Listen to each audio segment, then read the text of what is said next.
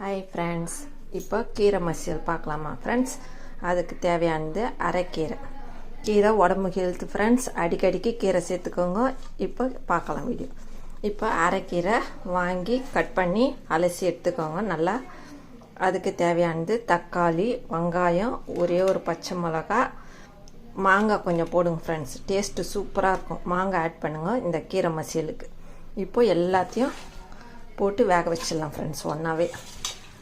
இப்போது எல்லாத்தையுமே ஒன்றா போட்டு வேக வச்சிடலாம்.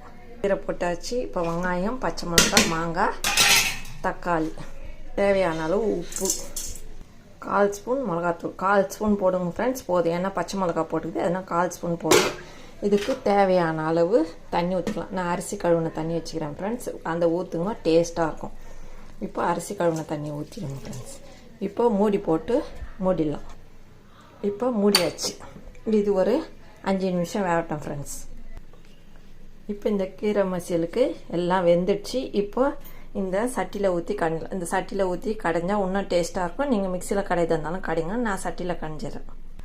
பாருங்கள் ஃப்ரெண்ட்ஸ், கீரை நல்லா கடைஞ்சாச்சு. இப்போ இதுக்கு தாளிப்பு கொடுத்துடலாம். இப்போ 2 ஸ்பூன் எண்ணெய் ஊற்றி கடுகு போட்டு பொரிட்டோன்ட்டு காஞ்ச மிளகா போடலாம் ஃப்ரெண்ட்ஸ்.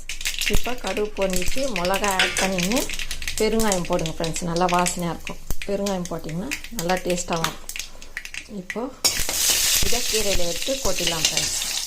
பாருங்கள் ஃப்ரெண்ட்ஸ், கீரை சூப்பராக இருக்குது. இது ஹெல்த்தும் கூட ஃப்ரெண்ட்ஸ். இந்த வீடியோ பிடிச்சிருந்தால் லைக் பண்ணுங்கள், ஷேர் பண்ணுங்கள், சப்ஸ்கிரைப் பண்ணுங்கள். மீண்டும் அடுத்த வீடியோவில் சந்திப்போம். டாடா, பாய்.